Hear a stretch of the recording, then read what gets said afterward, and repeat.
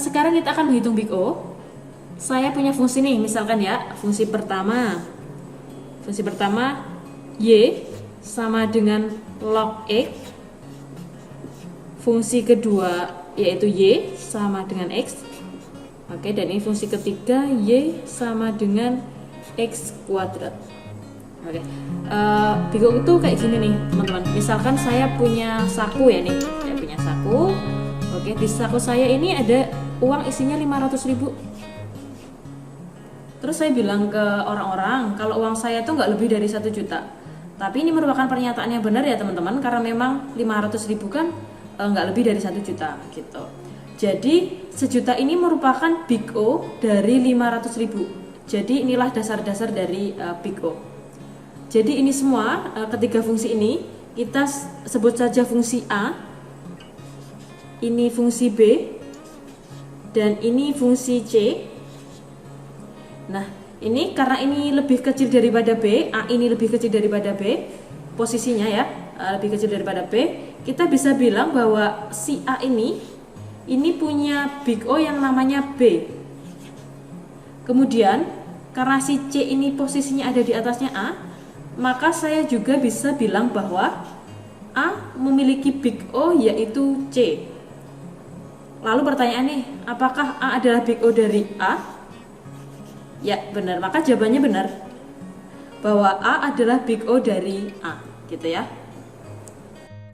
Oke, dari contoh-contoh ini ya, kita dapat menyimpulkan bahwa big O notation adalah cara untuk mengkonversi keseluruhan langkah-langkah suatu algoritma ke dalam bentuk aljabar, yaitu dengan menghiraukan konstanta yang lebih kecil dan koefisien yang tidak berdampak besar terhadap keseluruhan kompleksitas permasalahan yang diselesaikan oleh algoritma tersebut.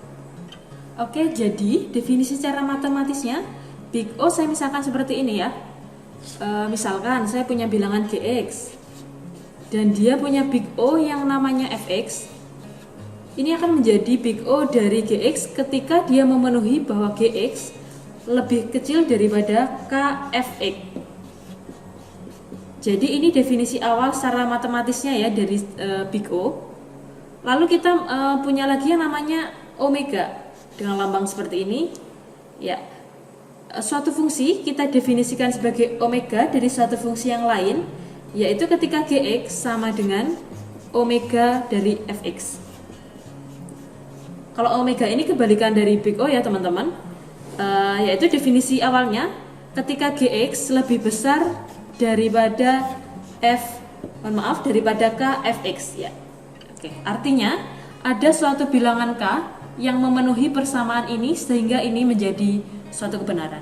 Seperti itu. Ada lagi nih yang namanya theta. Theta ini beda dari omega dan big O tadi.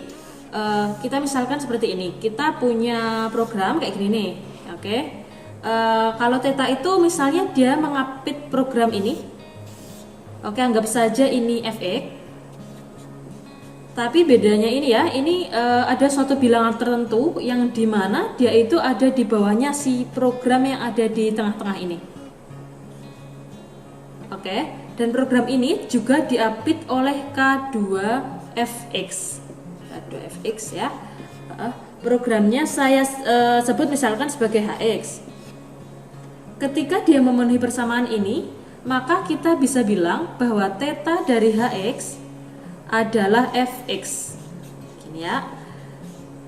Karena si program ini yang di tengah-tengah ini diapit sama K1 dan K2, jadi theta ini dapat didefinisikan sebagai suatu fungsi yang dia akan mengapit program ini dari K1Fx dan K2Fx.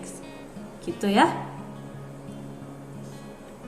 Oke, sekarang kita akan membahas mengenai limit ya teman-teman.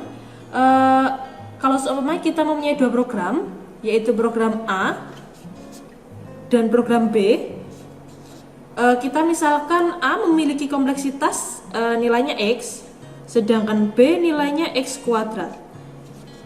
Pertanyaannya, dari kedua program ini menurut teman-teman manakah yang lebih cepat? Oke, sepintas kita bisa menyimpulkan ya bahwa program A lebih cepat daripada program B. Tapi kita tidak bisa begitu saja menyimpulkan tanpa melakukan perhitungan terlebih dahulu. Oke, mari kita menghitung matematikanya ya. Gini, misalkan saya definisikan nilai A sebagai fx dan B sebagai gx, maka kita akan mencoba melakukan perhitungan menggunakan limit seperti biasa. Limit x mendekati tak hingga dari fx per gx sama dengan limit x tak hingga tadi berapa nilai fx-nya? Fx-nya x ya. Oke, per x kuadrat. Oke, kita coret-coret. Jadi nilainya 1 per x. Oke, 1 per x ya. Kalau saya mengisikan x-nya ini tak terhingga, maka hasilnya 1 per tak terhingga adalah 0. Seperti ini. Oke, kalau saya balik gimana ya? Kita coba balik nih, limit x mendekati tak hingga dari gx per fx sama dengan limit x tak terhingga sama dengan berapa nilai gx-nya? X kuadrat ya, x kuadrat per x. Ini dicoret-coret ya.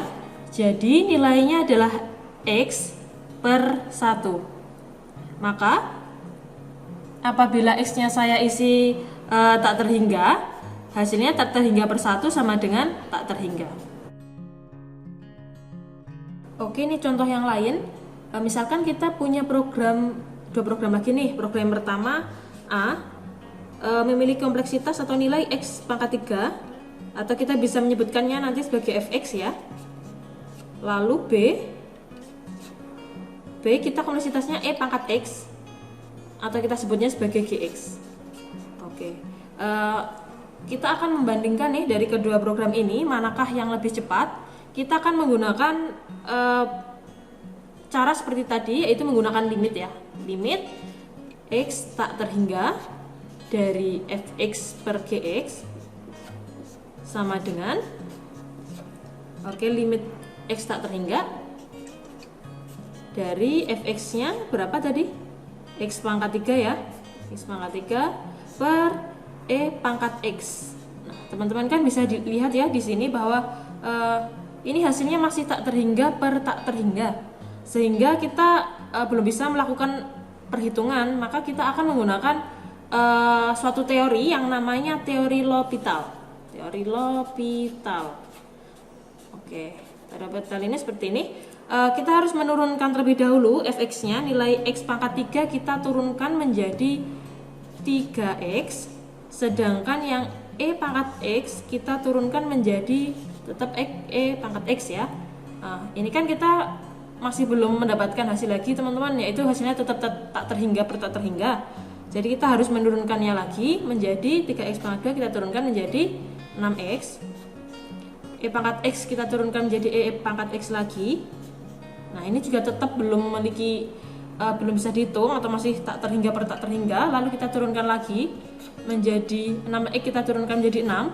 Sedangkan e pangkat x kita turunkan menjadi e pangkat x lagi. Nah, di sini udah bisa ini teman-teman kita hitung, yaitu 6 per tak terhingga, maka hasilnya menjadi 0. Karena berapapun bilangannya yang dibagi tak terhingga, maka hasilnya adalah 0.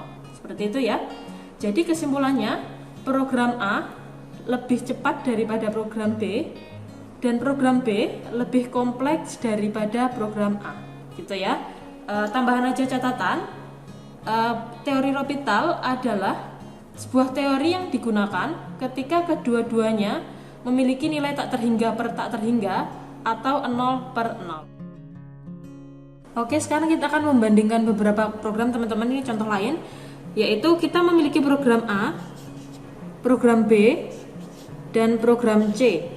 Untuk program A kita namanya sebagai fx dengan nilai kompleksitasnya x. Sedangkan program B kita namanya dia sebagai gx dengan nilai kompleksitasnya ln x. Oke, untuk program C-nya kita penamainya sebagai HX dengan nilai kompleksitasnya E pangkat X. Oke ya. Jadi menurut teman-teman dari ketiga program ini manakah yang lebih cepat? Seperti yang kita ketahui bahwa tadi kita sudah mengerjakan contoh-contoh soal dan tadi ada perbandingan antara program X dibandingkan dengan E pangkat X dan kita sudah mendapatkan hasil bahwa program X lebih cepat daripada program E pangkat X. Sehingga di contoh kali ini kita akan membandingkan dari program len X kita bandingkan dengan X gitu ya. Kita masukkan fungsi rumus limitnya, yaitu lim dari X mendekati tak terhingga, yaitu kita masukkan nilai X per len X ya.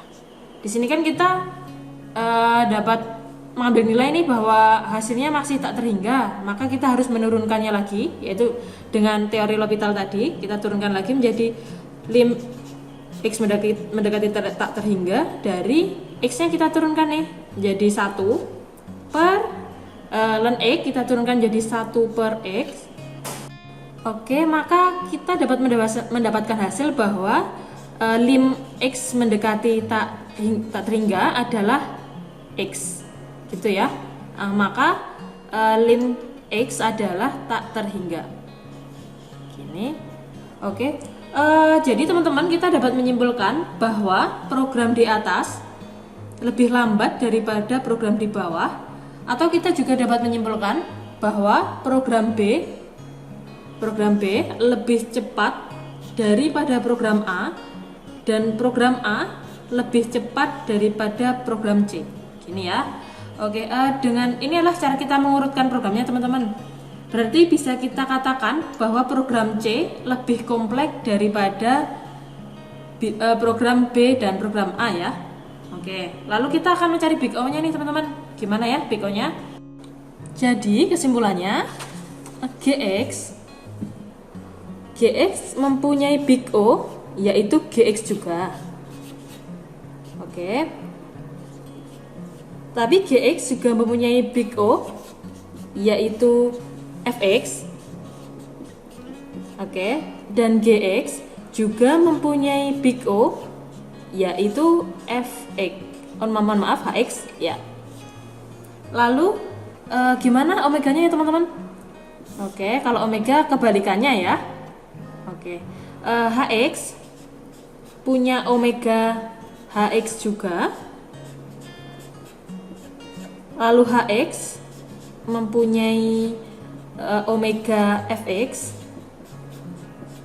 dan juga Hx mempunyai omega yaitu ya benar Gx. Gini ya. Oke teman-teman, ini materi kita di minggu ini. Nanti kalau ada yang belum paham silahkan teman-teman tanyakan di sesi pertemuan dengan dosennya di Google Meet masing-masing. Oke, terima kasih, silahkan dipelajari. Wassalamualaikum warahmatullahi wabarakatuh.